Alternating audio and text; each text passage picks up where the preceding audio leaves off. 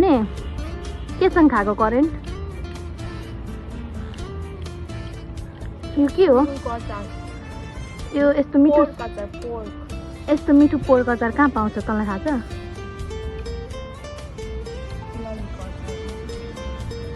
हाम्रो त बिहानीको सुरुवात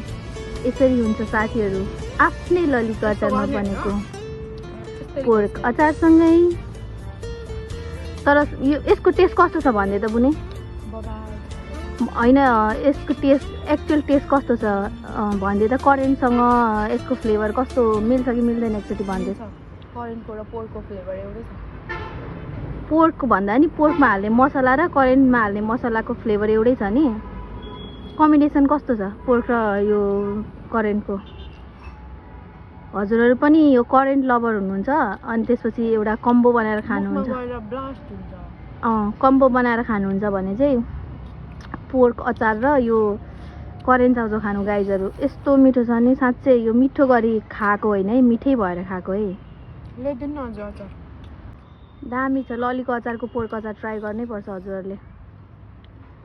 यहाँ चाहिँ